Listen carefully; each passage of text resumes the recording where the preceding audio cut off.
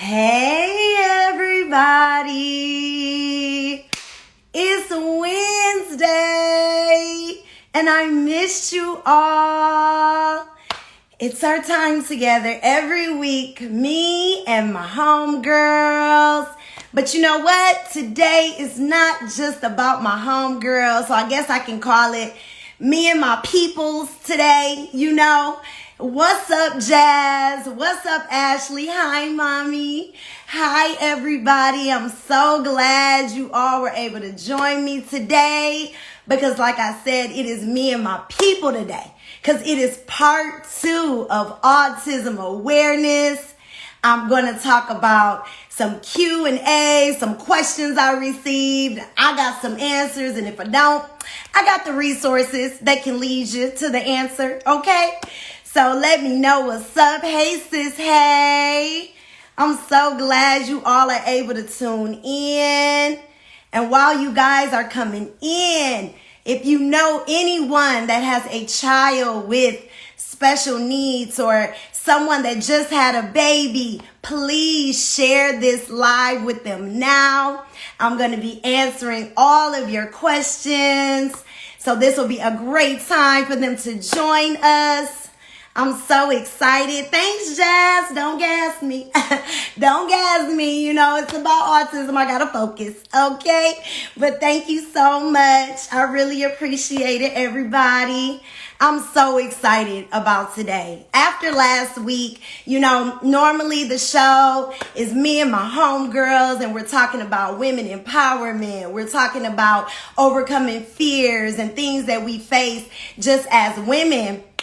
And because I'm a special education teacher, because special needs advocacy means so much to me, last week I decided to detour just a little bit in honor of Autism Awareness Month and talk about, special needs, talk about different stigmas that are attached to students that have special needs, and address something that people be hating, calling. Okay, don't be calling me during the live. You should be tuning in. All right.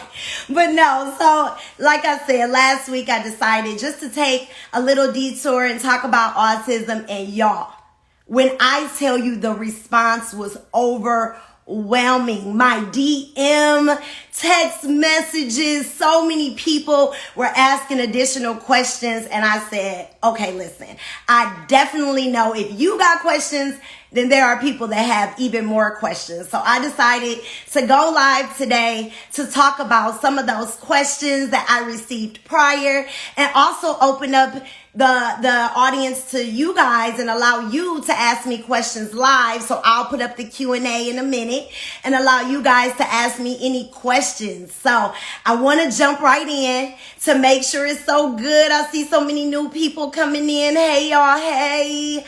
I'm so glad you all are able to join us today. I'm getting ready to talk about something I'm super duper duper passionate about. Oh, one of my parents is on. Yay.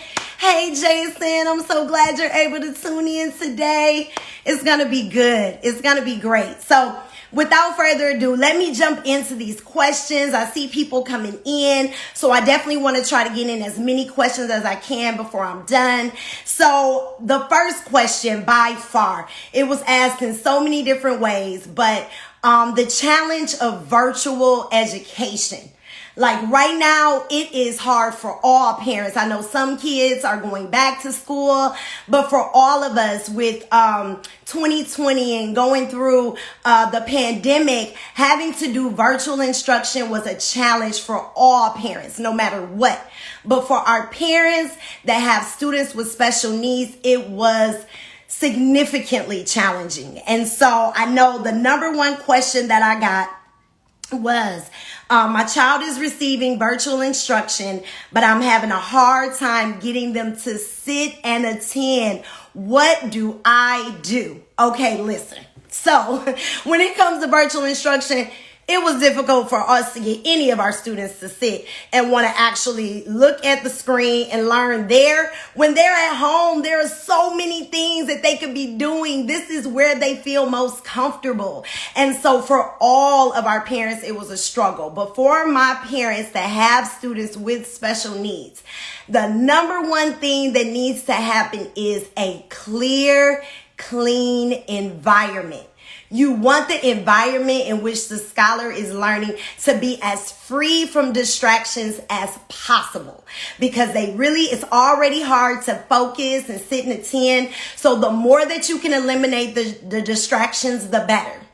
Also, I would say to try to make the room as therapeutic as possible. Try to keep the temperature, definitely around 70, very comfortable. If you could tune down the lights a little bit, that also helps them to be able to focus on the screen and not be distracted by the lights.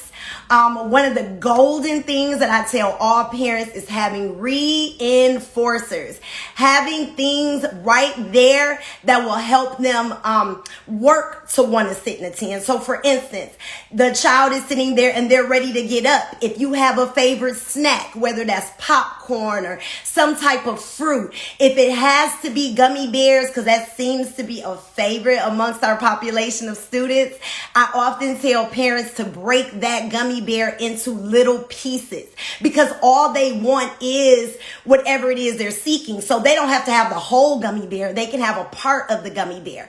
But what you want to do is constantly reward them for sitting there and attending or doing what you're asking them to do.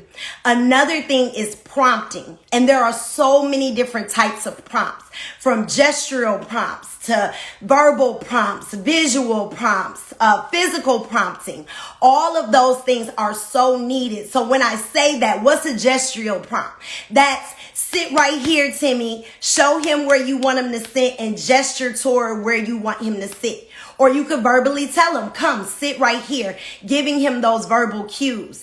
Also, physical prompting. Some kids really have a really hard time sitting and attending. So sometimes they need hand over hand. So yes, mom, yes, dad, or guardian, whoever's with that child while they're virtually learning, you may have to sit straddle and have them sit right in front of you so you're on both sides of them.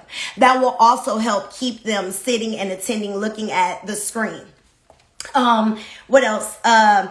Visual prompting. So often even though you're giving those gestures, even though you're giving those prompts, having a visual of a child sitting, that lets you know what the desired behavior is, and it's not as big of a distraction as having to physically grab the child and have the child sit. So you can just point to the picture. This is what we need to be doing right now, Timmy. We need to be sitting, and then you also can follow up with the reward. Those are some of the main things that I would say. Definitely make sure rewarding. I know oftentimes we as parents are like, it's because I said so. You should just be sitting here because I said so. But the goal is for them to get the academics. So mom, dad, that ego, it's going to have to come down, because we really just want the child to sit and be able to engage with the teacher and make sure they aren't losing out on any learning. That's what we do in the classroom. We have to be flexible. We have to give those rewards in order to get them to actually sit and do the task at hand. So yeah, mom and dad, you're going to have to do it. So that would be the number one thing that I would say. Yeah, come down low for sure. Looking them eye to eye, making sure that you're making eye contact with them so that they understand what you're asking. Sometimes, our little geniuses, they're in their heads. They're thinking about all other kind of things. And even though you're talking to them, even though you're trying to show them the picture, that's the last thing they want to see right now. So making sure that you achieve eye contact, that they see you, that they understand what you're asking of them. Those are all great suggestions. Yes, and parents, anybody that's tuning in on here that's a service provider, thank you, ever blessed Shelly. Because seriously, it's a team effort. It's a team effort in every way. So that is also a very great suggestion. Another question that I received. My child does not comply when receiving DIS services. What can I do to help? So, when your DIS services are like speech, OT, PT, all of those things, even virtual instruction, all of those things, it's oftentimes, hard to get the child to even participate.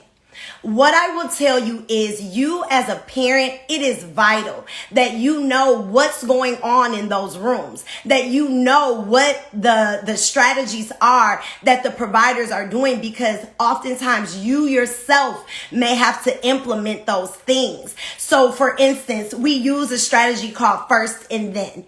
So first, we give them what we want them to do. And then we keep a desired object, task, something nearby to get them to, it's like a reinforcer, but it's also requiring that they do something in order to get it. So that's one really good way during DIS services, making sure that you're right there, making sure that you have that reinforcer, giving them the breaks that they may need, but then also learning, like, what are they doing in the classroom? What kinds of things are they using? Many times kids love iPads. They love dinosaurs, like those kind of things. So those can also be rewards at the end. Once you finish speech, then you get the iPad for X amount of time. Or once you finish doing, the occupational therapist may be trying to get them to hold a pencil or do something with the pencil, and they may be reluctant. Even if you have to do hand over hand, which is often the first step, doing hand over hand, helping them to achieve the line, and then being able to give them some type of reward because they completed it. Now, another thing I would say, I'm sorry, I'm trying to read at the same time, Jasmine, so we have to sit right there during the services while they're being provided. Oftentimes, especially in early childhood, we would want to be able to pull back and get that break and allow them to go in for the DIS service. But a lot of the things that the speech therapist is doing will just also help with communication with you. So for instance, before they get things in speech therapy, the speech therapist often makes them request it. So say, I want book.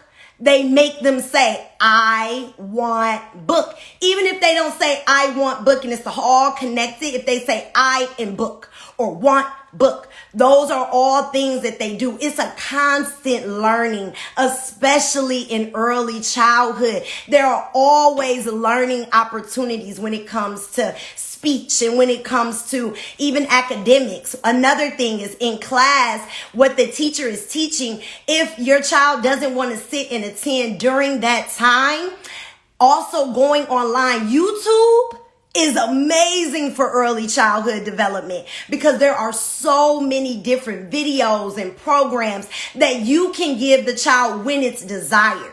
Sometimes the time of the class you can't dictate.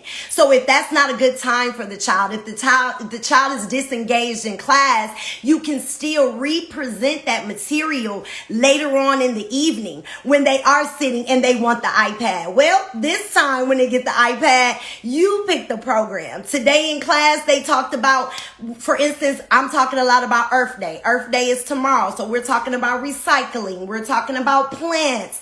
We're talking about all those different things. If a child does not want to sit and attend and look at those things during class, I will often share those resources with the parent so then they can represent it at a time when the child is attending, when it is a desired thing.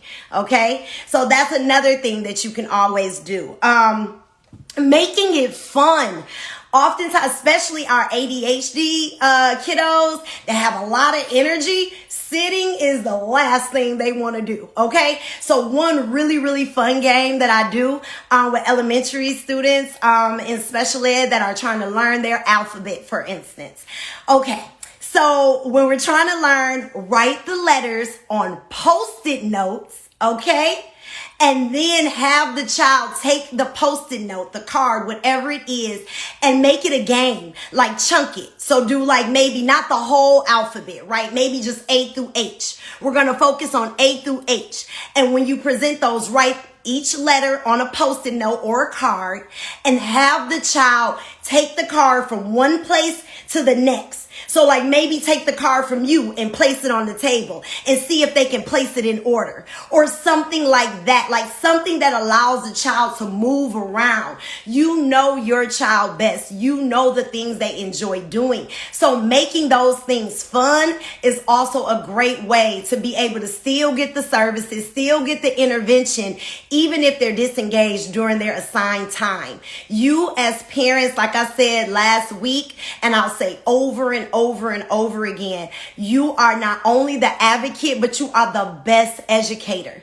You are the best, and use your team in every way. Ask them what they're doing in class. Ask them, especially when your child comes home and they're giving you something that you're like, what? He can never write for me. He would never do that with me.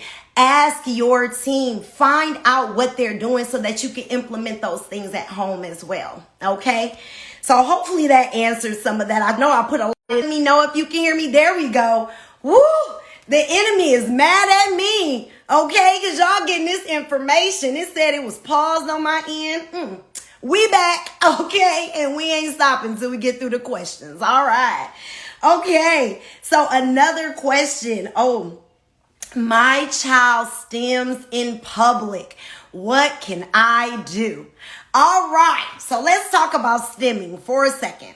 So stimming are behaviors that oftentimes children exhibit when they're overstimulated. So whether that's rocking back and forth, whether that's covering their ears, whether it's banging their heads, sometimes it's hitting, sometimes it's spitting. Those are all responses to sensory and environment, like around them. And so the question was, my child stims in public. What can I do? Sometimes it's embarrassing for parents when their child is, hitting their ears and people are looking at them. We talked about this last week with my guest, and she was talking about when she's in public and her child just has a full tantrum and falls out in the store, how that makes her feel. So the first thing I would tell a parent, if you're trying to work on stimming behaviors, is to work directly with the occupational therapist or a behaviorist. If you already have an occupational therapist on your team, that is the number one person, because they work a lot with sensory and their reactions, helping with replacement behaviors. Because the thing is, the lights, if it's bothering you, it's not gonna stop. It's gonna continue to bother you. So you have to figure out other replacement behaviors. Sounds a huge one. So implementing headphones is absolutely a big one. That's one that we use in the class, but we want to get to the point where they're able to tolerate the sounds. And so in the beginning, yes, headphones and things like that will help to reduce the behaviors. But what we want to do is be able to introduce those behaviors in a therapeutic setting so that they can get used to those noises. So it takes a while, but it just takes commitment and constant reintroduction, constantly introducing it to the child. Because certain things like fire alarms, those you can't stop. They have to deal with it at school. Fire trucks, sometimes just loud noises, the buzzing outside, things like that. Sometimes it's white noise that me and you can't hear, but they hear. And so just finding replacement behaviors, and OT is really, really good at that. Behaviorists are really, really good with that. I know, for instance, even me, we always talk about autism being a spectrum, and everybody being on the spectrum at some point, right? Because we all have like little things. For instance, me, I'm sitting here talking to you, but while I'm talking to you, my knee is bouncing. I don't realize that my knee is bouncing, but the person sitting next to me realizes it, right?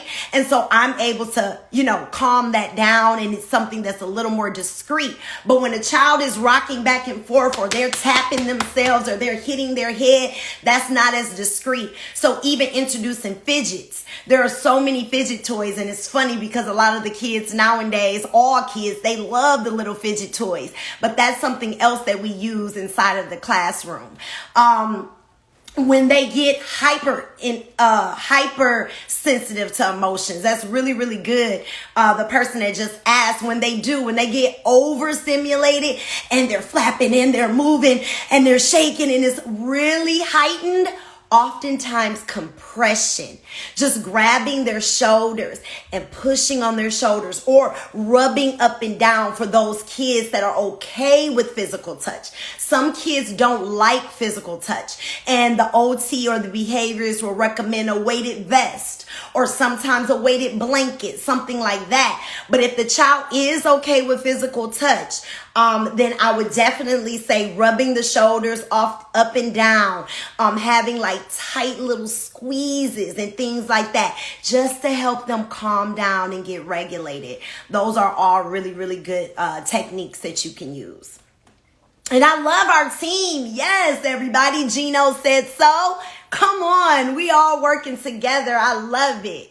I love it. All right. So let's see. What's another one? And then also when working with the behaviorist, requesting a functional behavior assessment is vital, because in that assessment, you learn out what's the antecedent, what's the behavior that is causing, and then the consequence is the full, what happens at the end of the day. So first, the antecedent might be the lights. The lights are bothering me. So now that the lights are bothering me, now I'm starting to move. I'm trying to, rock back and forth. And then what the consequence can be is a full-on tantrum. That could happen. So a functional behavior assessment is able to see what are those triggers, what happens during those triggers, and what replacement behaviors we can put there, or what strategies we can put in place in order to help the child to be able to be productive in their environment. So yeah, that's really good. All right, let's see. This is fun. Y'all having fun? I hope y'all getting some good information. All right, here's another one. Ooh, this is a good one. My child is 3 and I can understand him when he talks, but the teacher can't. Should I still get him tested for speech or wait and let him develop naturally? All right. So that is a really, really, really good question, because oftentimes, we work with our children so much, they can almost be nonverbal and we know exactly what they want. So when they use their, what we call baby talk, we're able to understand them. But oftentimes when they go to school, the teacher hasn't been with your child since birth. So when they come, they need clear communication so that they know their wants and their needs. So if your child's teacher has brought up speech as a concern in understanding their wants and needs, absolutely, I would get an assessment. And I know we do not like our kids to be overqualified. We don't want our kids to be necessarily in special ed with the stigma. But can I tell y'all something? Here's a low-key fact that y'all don't really know. Speech is amazing. And if your child qualifies for it and they're actually going to give them the service, take it. Take it, take it, take it, because they are going to learn so many different communication techniques and strategies through that speech class that will help any child.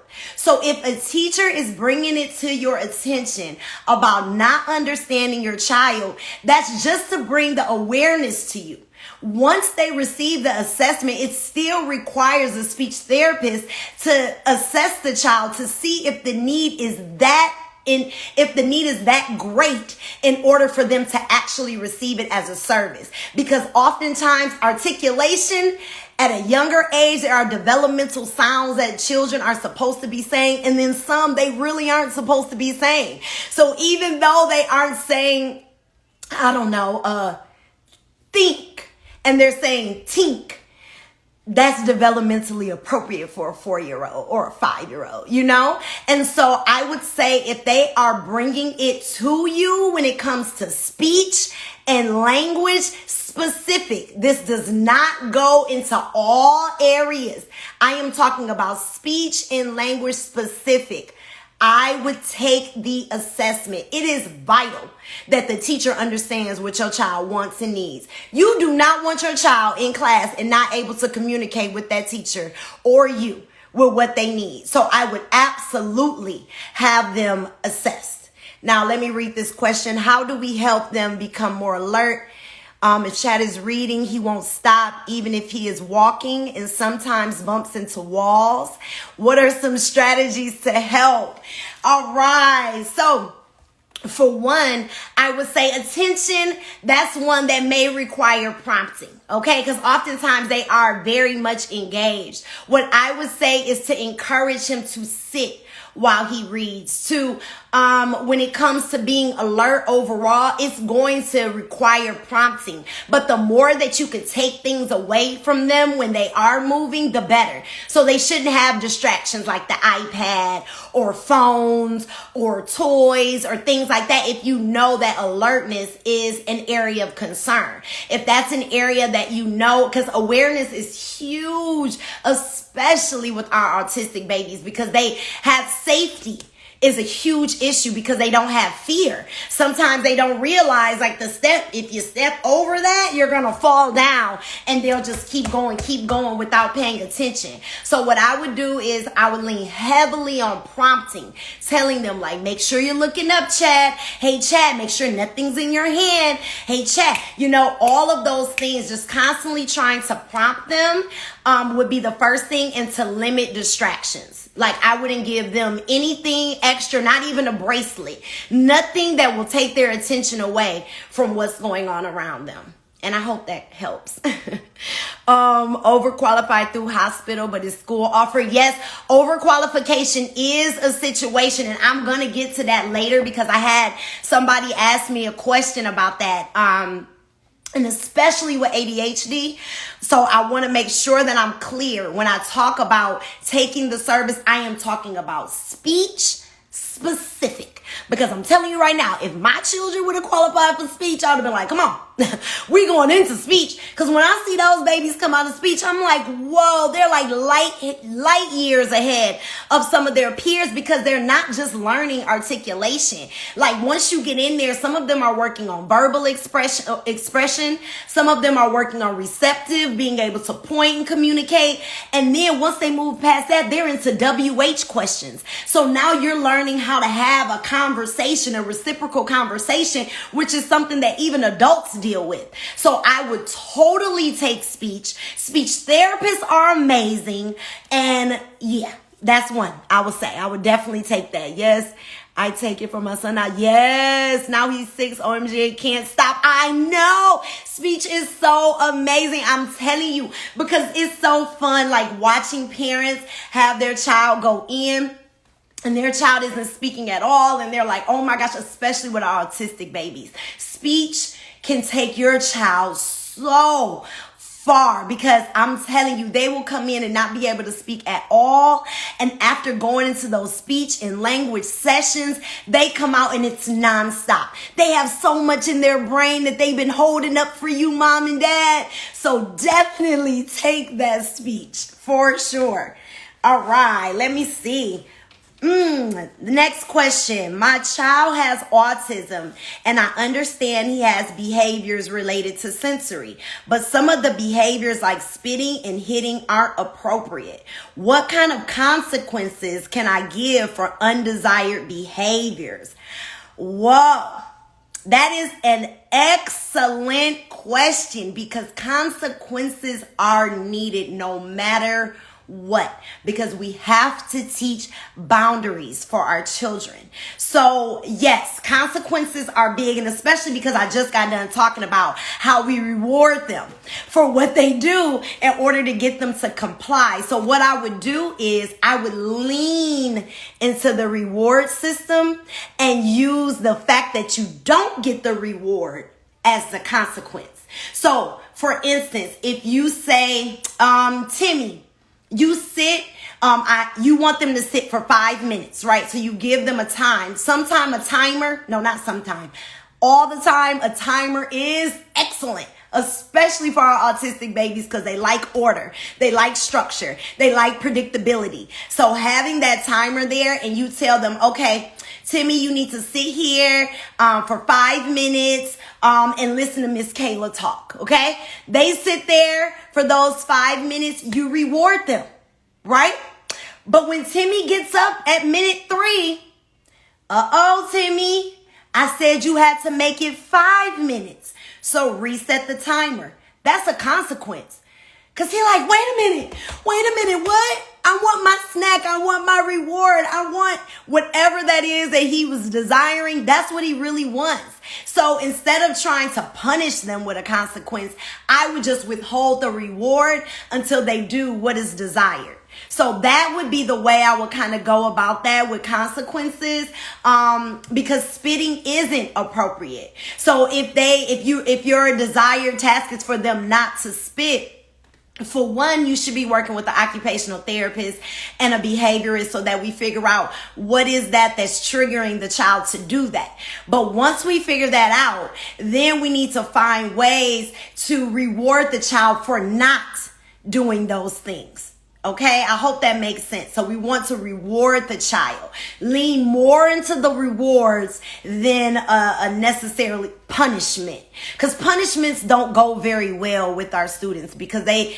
backfires. You don't want the full tantrum. It comes, okay, but I would rather have them working toward a reward than them looking for the punishment. It's not helping them to attain the skills that you desire anyway. Now all you're doing is punishing and you're still not getting what you want. So yeah, I hope that helps. Lean more into the rewards than the punishment. All right. And timers. Parents, timers. If you don't have one, get one. Visual schedules. If you don't have one, get one. And when I say that, that's just a schedule of what you want them to do and pictures of it being done. I want you to clean up your toys. A picture of a child cleaning up their toys. I want you to go to a restroom. Picture of a toilet. That's where we're going. And since you're the parent, I think it's really, really good when you can use real pictures, like what their real refrigerator looks like, what the real toilet looks like, what those things look like, what it looks like in their toy area when it's clean and when it's not clean. That's ways that you're constantly communicating with the child what you desire, okay? All right, yes, timer is key, I'm telling you. Okay.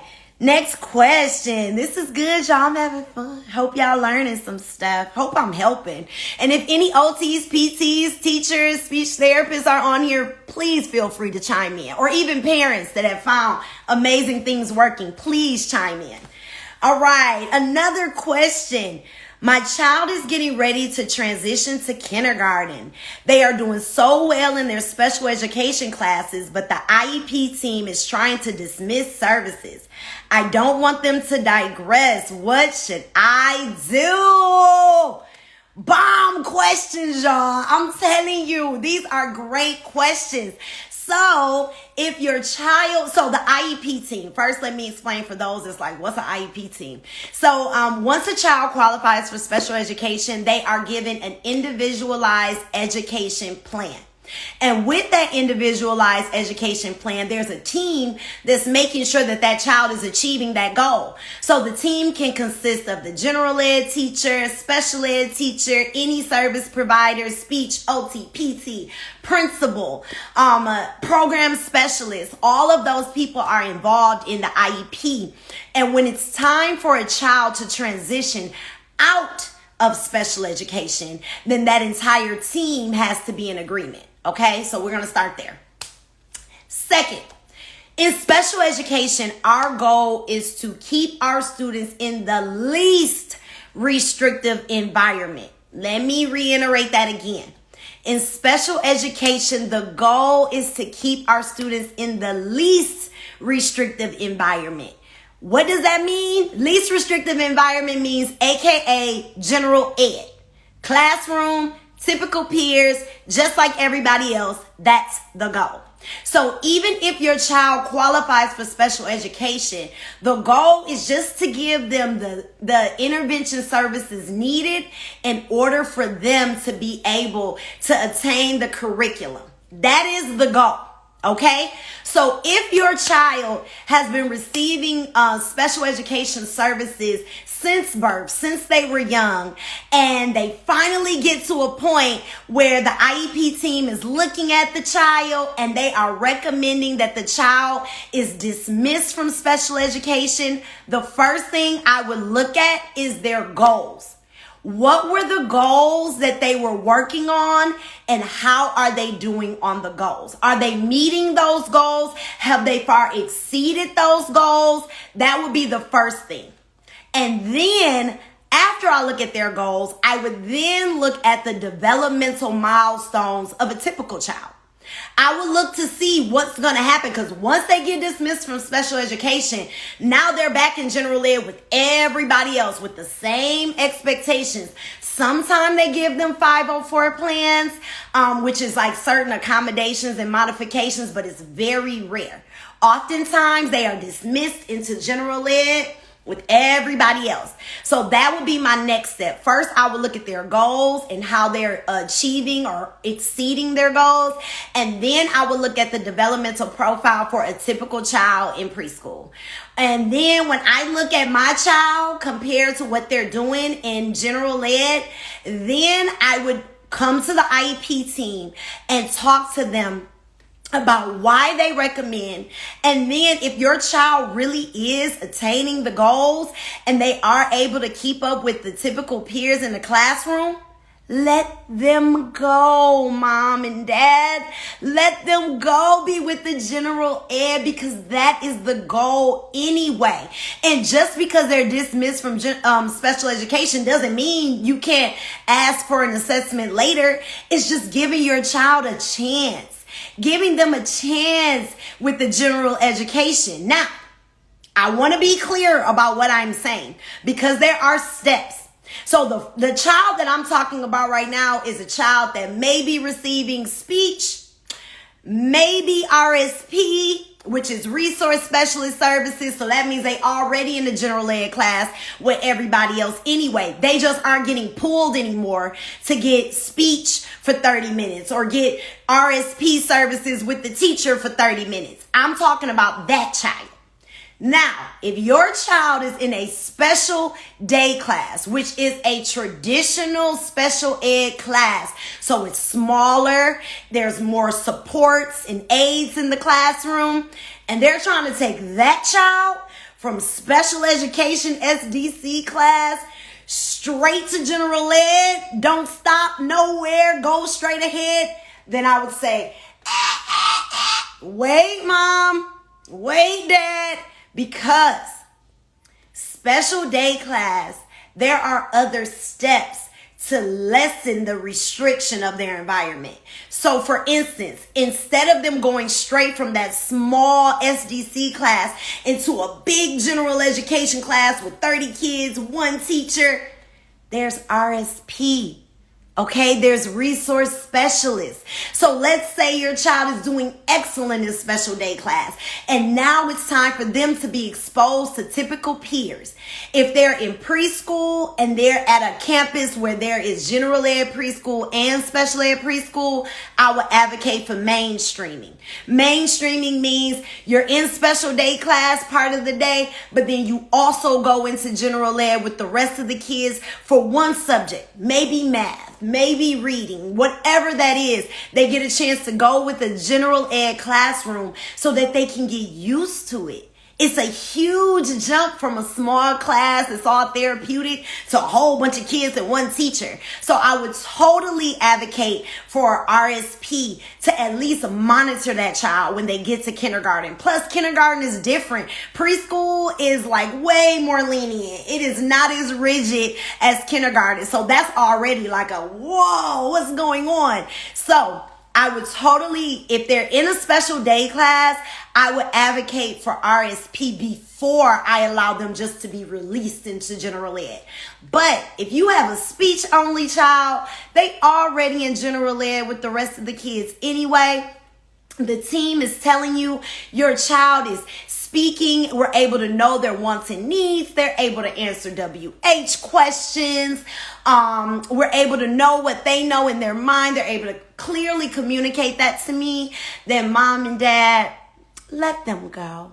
Let them go to general ed with their typical peers without the service. Allow them a chance to just thrive on their own without needing to be pulled out of class. Because even though it's those 30 minutes, once you start getting into first, second, third, fourth grade, they need all that time. You want them in the classroom with their peers as much as possible.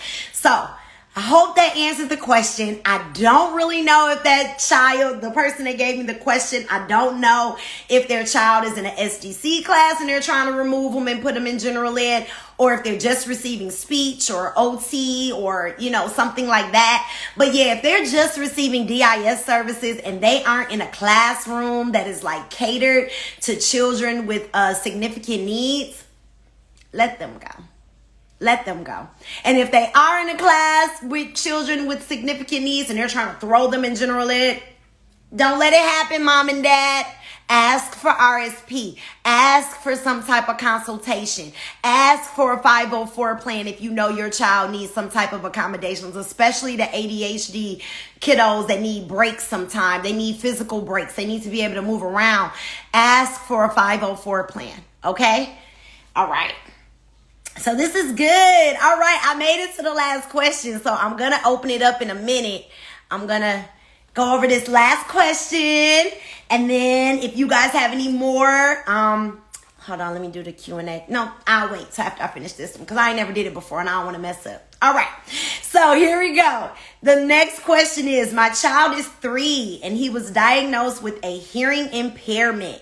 He now has tubes but still struggles with communication, and we are seeing an increase in behaviors, non-compliance, and tantruming.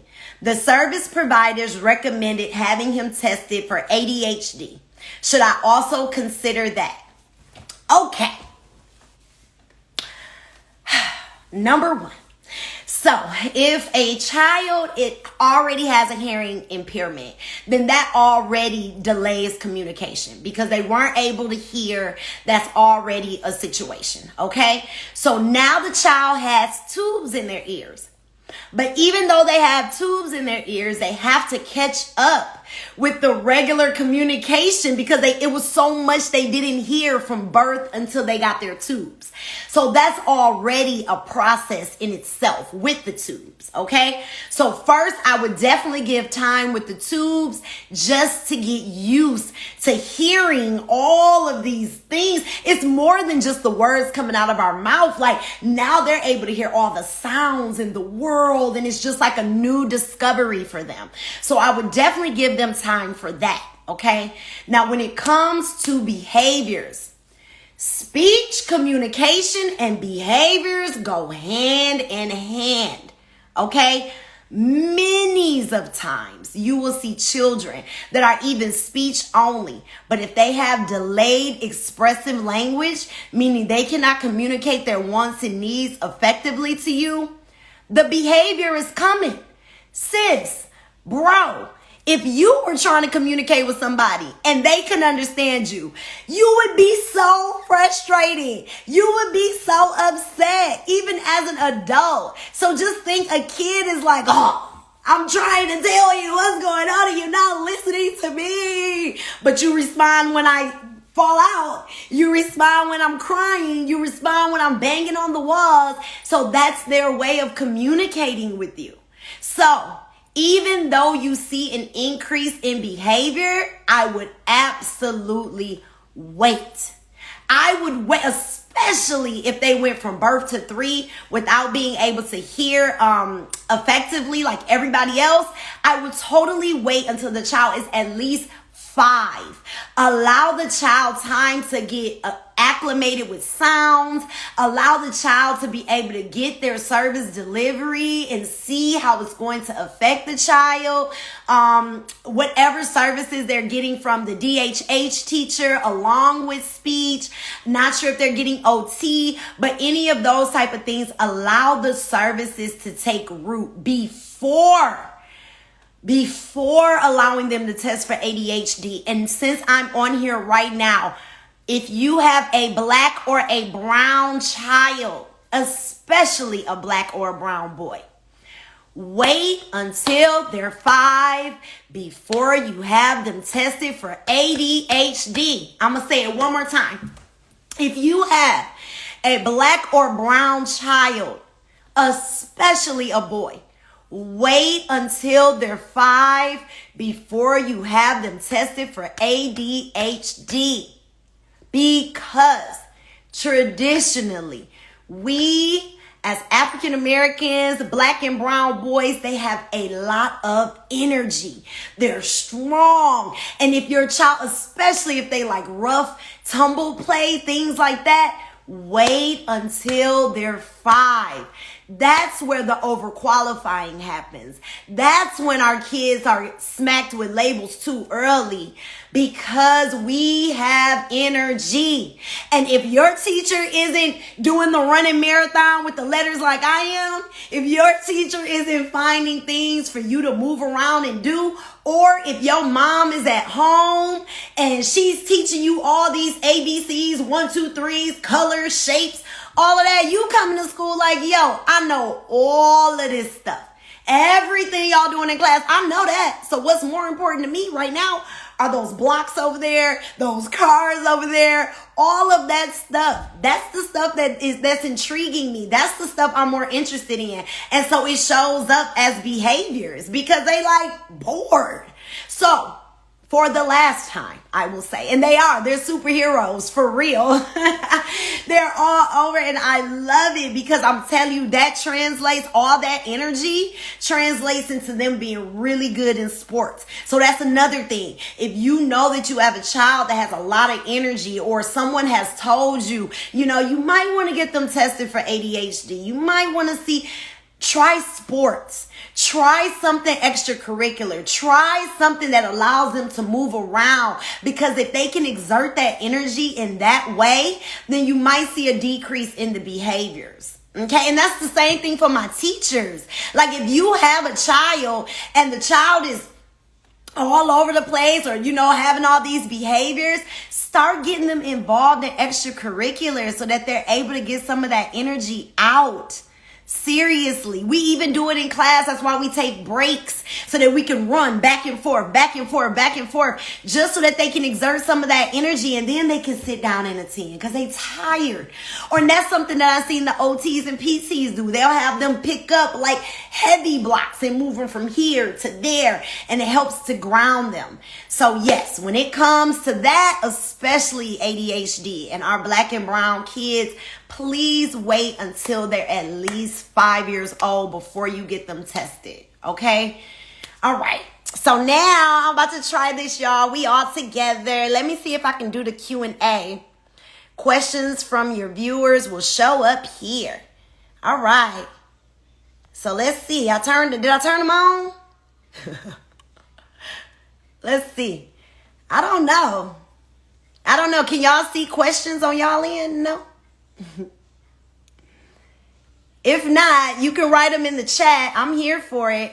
If you guys have any more questions in regards to anything, please feel free to type them in the chat. I am here. I got you, sis. I got you, bro. Whatever it is. Gotta be cute. Hold on. Okay. All right, I'm back. All right. Do you guys have any more questions? Anybody? I guess not. I guess we're good. I'm so glad I was able to answer some of you guys' questions today. In regards to anything, early childhood, special education. I really hope I was able to help some people today. I'm blessed that I'm able to use my platform. Oh, I got a question. Oh, this is good. Okay, I got a question. It says, what at-home activities do you recommend for holding a pencil? All right, so at home, let me see. I know an OT would be really, really good at answering this question. I'm trying to remember some of the things that they recommend. Ooh, I got one. So when it comes to writing, I don't know if your child is already doing like a tripod grasp or able to grip the writing utensil, but oftentimes our kids want to write like this, like with their fists.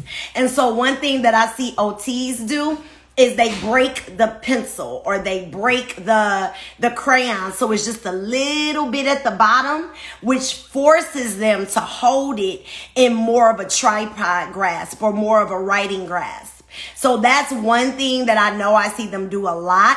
As far as like strengthening the hands, I'm sure they would recommend fidgets. Things like that to help strengthen the muscles in the hands. Play-Doh, I know they talk about that. Oh yeah, he doesn't grasp it tight enough. Yeah, so I think that's more of like just the strength in the fingers. So I know I see them using a lot of like clay and Play-Doh, lots of things like that where they're able to like use their fingers to make them strong. Also, I don't know if breaking the pencil or the crayon also could help, because you will have to strengthen your grasp in order to write anything. You wouldn't be able to kind of like hold it lightly and write. So that might also help in that regard. So yeah, those are some of the things that I know I've seen them do. But if you have an OT, your occupational therapist would definitely be a great resource. Yeah, they're amazing. Oh, one of my friends, she's a psych. I see her on here. If you got anything for me to tell them, girl, let me know. We using my platform just for our community today. Okay? That's all we using it for. Let's see. Oh, I think I got another question. Yay! If we have a student with speech issues and communication is rough at times, is writing down the answer a good modification to check to see?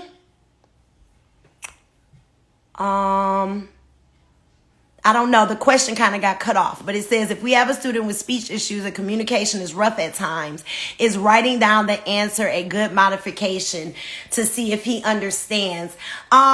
I would say yes. I mean, the thing is, we just want to be able to know what the child knows. So if the child is able to express it that way and write it down versus expressing it verbally, I don't see why that would be an issue. I feel like if they're able, as long as they're able to clearly communicate with the teacher, I don't think that should be an issue.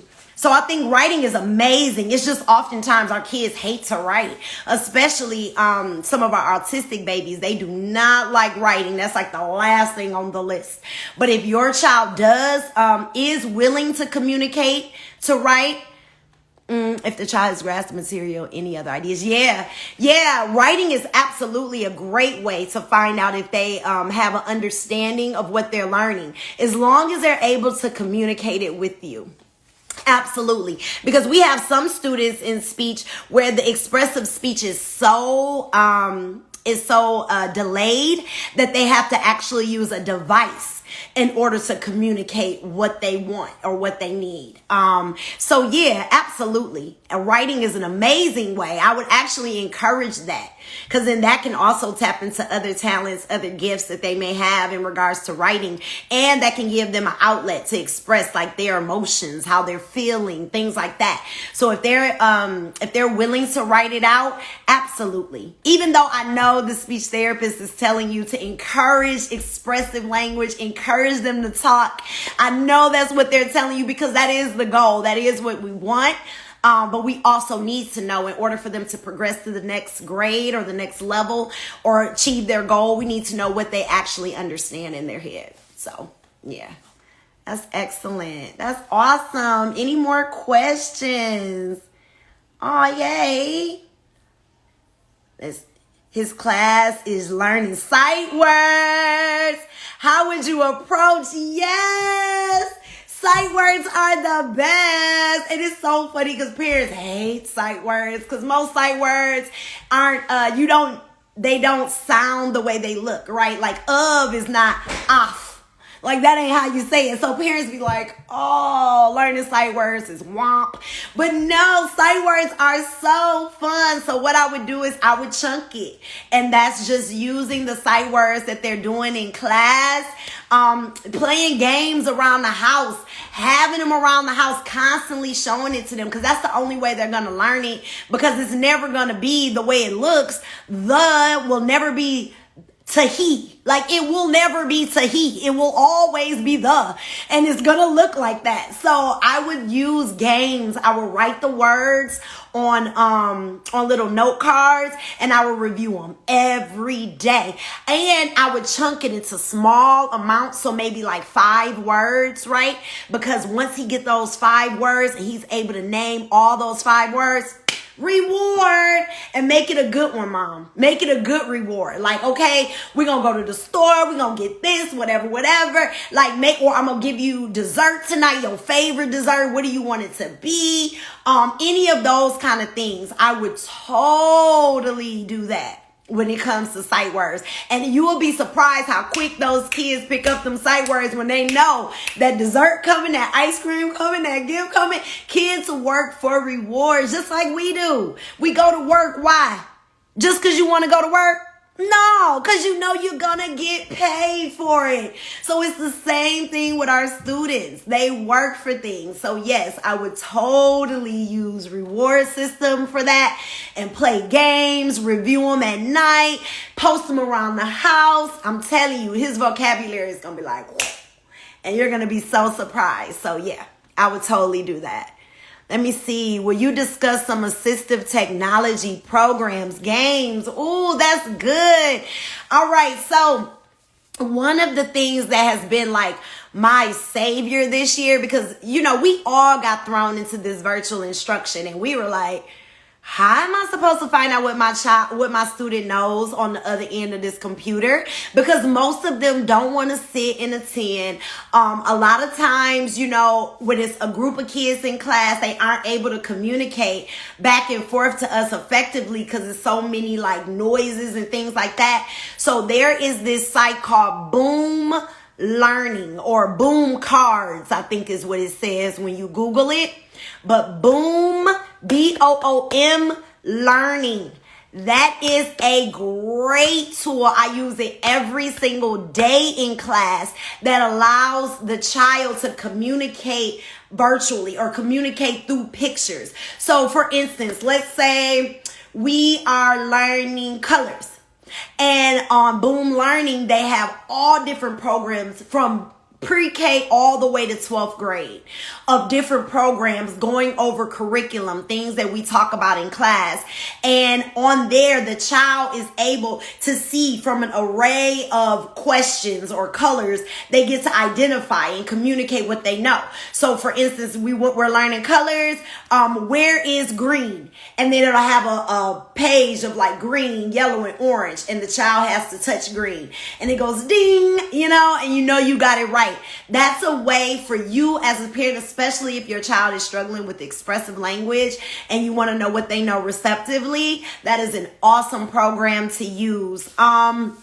I'm trying to think. I know they use Starfall, and I'm talking a lot about early education just because that has been, Boom Learning. That's right. And I've been working in that population of students for like the past 7 years. So I'm real big on early childhood. I started in high school and elementary, and I don't really know what they use in high school. I don't know a lot of those programs. I'm sorry. But when it comes to elementary and preschool, like I said, Starfall is an awesome one. I talked about Boom Learning. Yep, that's how you spell it, Starfall. What else? I mean, I guess that would be a great start, especially since we're talking about early childhood. I'm assuming your child is, you know, below the age of 6. If you have Starfall and you have Boom Learning, that's a way to have them play games. And on Starfall, they play a lot of games to learn their colors, shapes, numbers, all that stuff. But then Boom Learning can be a way for you as a parent to assess to see if they really do know what they were watching or the game they were playing. Sometimes kids just watch videos and you don't really know what they know. But that's a great way to assess what they do know. So, yeah, I would use that. Ah, this is so good, everybody. Any more questions? This is awesome. And especially if you're on here with a child in this early childhood, many kids don't go to school until kindergarten. So the parent is the primary educator. So absolutely, Starfall and Boom Learning will be your new best friends. They'll be your new best friends. Oh, this is good. All right. Anybody else have any more questions? I am here for it. This is such a blessing, y'all. I'm so grateful that I'm able to use my platform in this way, especially for our community. I know I talked about it last week, but there is such a stigma about our students and our kids and being labeled and things like that. And of course, look at where we are. Look at how we live and look at what was going on yesterday. We all on pins and needles hoping that there's a conviction for something that's been an apparent public lynching. And we're just praying that there's justice behind that. So I totally understand, the stigma attached, but I'm so grateful that I'm able to, be here to even help or educate in any way to help our community. Let's see. I got some questions, y'all. Okay. Do you have any ideas about music and how it can help in the learning process for our children? So music is everything to my class. And I actually could talk about it from a point of, I'm sorry. You see that? Every time it gets deep, the phone tries to do something. I tell you, you better go somewhere. You ain't got no place here, enemy. All right. So this is the thing. Music. One thing that I have learned this year, and I actually have the data now, because being a resource specialist, I wasn't working in the classroom as a teacher. I was just helping other teachers with accommodations and modifications that they can use in the class. But this year, I had the privilege of being back in the classroom my last year of teaching. And one thing that I have used in my class all year is music. The same way that we learn. You know how when we was little, our parents used to get mad at us. Like, you could sing every song on the radio, but you don't know your studies. How you know word for word everything they said on the radio, but you don't know whatever you supposed to know, your states and capitals, okay? Songs. You learn so much through music, through rote learning. The repetition of hearing it over and over is so huge in early development for all children. Using music is so good, but for our population of students, not only is it great for educational purposes, but it's also very therapeutic. It's a way in which we can have our, children calm. I know whenever we come in from recess, traditionally when you come in from recess, we would play like some classical music just to help the body wind down. It has the same effect on them that it has on us. When we listen to the ocean waves, when we listen to really soft violin or piano music, it really helps to calm us. Same thing with our students. It really helps to calm them. So music therapy is really important. That's actually something that I'm trying to do with my nonprofit in public schools, just because, we see that the arts programming is hard overall. That's the first thing that they eliminate. But for our special needs population, sometimes we never even have access to it when it is incorporated in the school. When there is a music program or when there is an art program, we don't tend to be able to even get invited to the party. We get excluded a lot of times. And so my goal, even though I'm leaving the school district in regards to being a teacher, my prayer is that I'm able to go back and bring the necessity of arts into our classrooms for our students, and not just them. where it can be everybody, all inclusive, and everybody can come together, and we can have productions with general ed and special ed students. Like, it doesn't make any sense. And like, now that I live in LA and I work in entertainment, you would be surprised how many actors or how many people work in entertainment that are autistic or that have, dyslexia. Tom Cruise, excuse me, like, arguably one of the number one actors in the world has dyslexia. You know what I'm saying? Like, Jerry Seinfeld, one of the most successful comedians, has autism. Just think if our children were able to be exposed to the arts at a young age. Just think if they were able to be exposed to it in the classroom, what that can do for their confidence as a person. What that can do to help them feel like they're included, that they belong. And so that's my prayer. That's my goal. I'm telling everybody here, y'all can definitely join me in prayer and intercessory that I am able to get the opportunity to do that in schools. But I just see the need being so great.